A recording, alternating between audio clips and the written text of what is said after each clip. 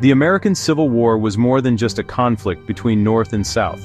It was a battle over the very soul of a young nation. In just a few minutes, let's uncover the causes, the heroes, and the consequences of the war that changed the United States forever. It was a time when the United States nearly ceased to be. A time when brother fought against brother, and the very soul of a nation was put to the test. For 4 long and brutal years, from 1861 to 1865, America tore itself apart in a conflict that would ultimately define its future. This was the American Civil War. It was not a distant foreign war fought on faraway shores. It was a war fought in our own fields, across our own rivers, in the very backyards of our towns. A crack in the foundation of the Republic that finally splintered the house in two. It was a war for the nation's survival, and for its conscience. The first shots were not fired in a grand battle, but in the quiet, early morning hours of April 12, 1861. Confederate cannons opened fire on Fort Sumter, a federal outpost in the harbor of Charleston, South Carolina. That bombardment was the culmination of years of rising tension. For months, Southern states had been seceding from the Union, one by one, forming their own government called the Confederate States of America. They believed their way of life was under threat. The attack on Fort Sumter was a declaration that they would not back down. It was the spark that lit the fuse, pushing a divided nation over the precipice and into the abyss of war. The time for compromise was over. The time for fighting had begun. The war would stretch across the American landscape for 4 agonizing years, a seemingly endless cycle of marching and combat. From the rolling hills of Pennsylvania to the muddy banks of the Mississippi River, the conflict raged. It would end finally on April 9, 1865, when Confederate General Robert E. Lee surrendered his exhausted army to Union General Ulysses S. Grant at a small courthouse in Appomattox, Virginia. Between those 2 fateful Aprils, the country would be forever transformed. It would witness unimaginable courage and unspeakable suffering. It would see the rise of new heroes and the fall of an old order. The America that emerged from the conflict would be scarred, but in many ways, reborn. The central question of the war was profound and existential. Could a nation, conceived in liberty and dedicated to the proposition that all men are created equal, long endure? Or would it fracture and crumble under the weight of its own internal contradictions? Abraham Lincoln, the nation's 16th president, saw this with piercing clarity. He understood that this was more than a political dispute. It was a struggle to determine whether the American experiment in democracy would perish from the earth. The outcome was never certain. The fate of millions and the future of a republic hung precariously in the balance, waiting to be decided by the terrible arithmetic of war. At the heart of the conflict was the institution of slavery. It was the serpent coiled at the base of the American Eden, the fundamental contradiction in a nation founded on the ideals of freedom. The Southern economy was overwhelmingly agricultural, built upon a system of forced labor, where millions of enslaved African Americans were treated as property.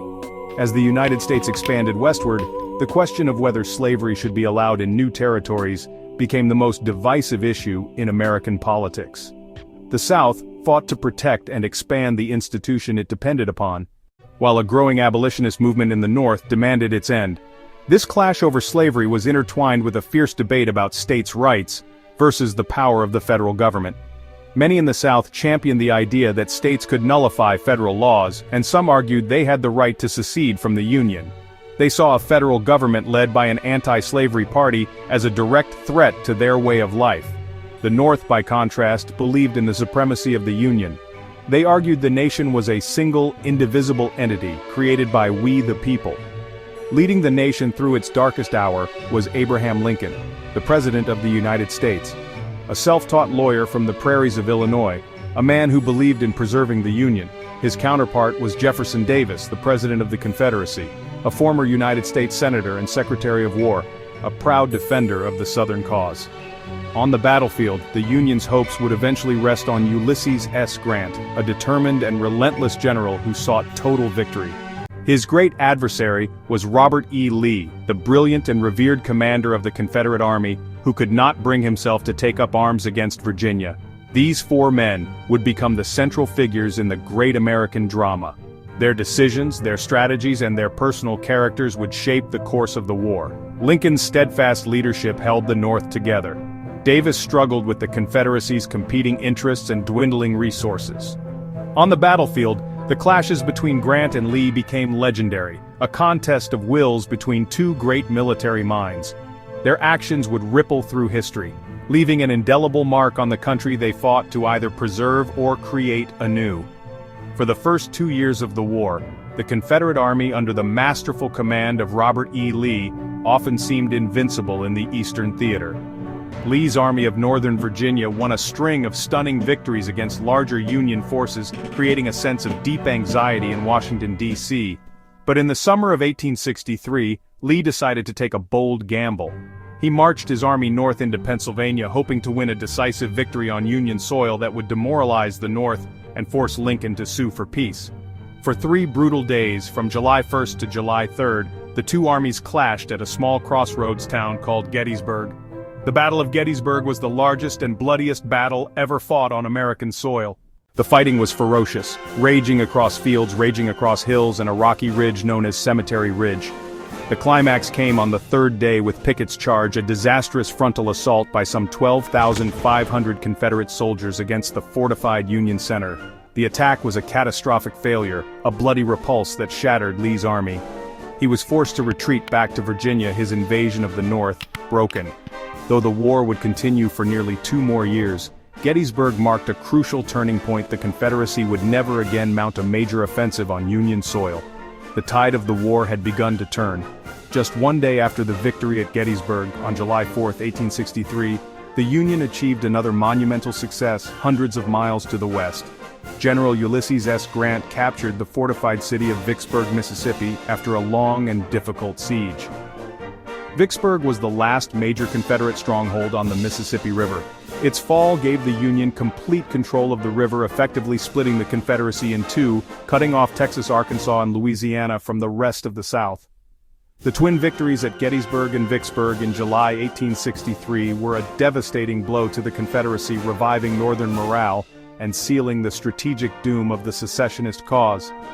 Amidst these military turning points, President Lincoln made a political and moral move that redefined the purpose of the war.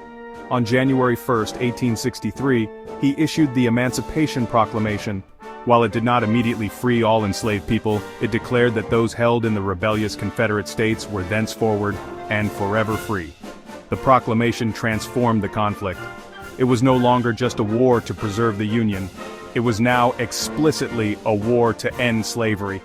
It opened the door for African American men to enlist in the Union Army. Nearly 200,000 would serve, fighting for their own freedom. As Lincoln would later say, "A house divided against itself cannot stand." With this act, he committed the nation to rebuilding that house on a new foundation of liberty for all. By 1864, the Union had a clear strategy: to apply relentless pressure on the Confederacy from all sides. A strategy of total war designed to crush the South's ability and will to fight. Ulysses S. Grant, now in command of all Union armies, personally led the campaign against Robert E. Lee in Virginia. At the same time, he unleashed his most trusted subordinate, General William Tecumseh Sherman, to strike deep into the heart of the Confederacy. Sherman's objective was the city of Atlanta, a vital industrial and railroad hub for the South. After a summer of hard fighting, Sherman's forces captured the city in September 1864, a victory that provided a crucial boost to Northern morale and helped ensure Abraham Lincoln's re-election that fall. Following the capture of Atlanta, Sherman embarked on one of the most famous and controversial campaigns of the war, the March to the Sea. Believing that the Confederacy drew its strength not just from its armies but from the material and moral support of its people, Sherman set out to make Georgia howl. His army of 60,000 men cut a 60-mile-wide path of destruction from Atlanta to the coastal city of Savannah. They tore up railroad lines, they burned public buildings, they confiscated food and supplies. The march was a demonstration of the Union's overwhelming power, a psychological blow designed to shatter the Southern spirit and prove that the Confederate government could not protect its own people. The war had become a grim and brutal affair. The losses were staggering on both sides, a scale of death and destruction previously unimaginable to Americans. The final campaign in Virginia was a relentless war of attrition. Grant hammered away at Lee's army in a series of bloody battles in the Wilderness, Spotsylvania, Cold Harbor, pushing the Confederates back toward their capital of Richmond. Lee, facing a vastly superior force, could only dig in and defend, his army slowly bleeding away. He knew the end was near, famously remarking, "There is nothing left for me to do but to go and see General Grant, and I would rather die 1,000 deaths." The Confederate cause was unraveling, its resources exhausted and its armies broken. Finally, in the spring of 1865, the Confederate defenses collapsed. Richmond fell, and Lee's tattered army made a desperate attempt to escape westward. But Grant's forces pursued relentlessly, cutting off any hope of retreat. On April 9, 1865, a solemn Robert E. Lee met Ulysses S. Grant at the McLean House in the village of Appomattox Courthouse. The terms of surrender were generous. The Confederate soldiers were allowed to keep their horses and return home. The long bloody war was over. The Union had been preserved.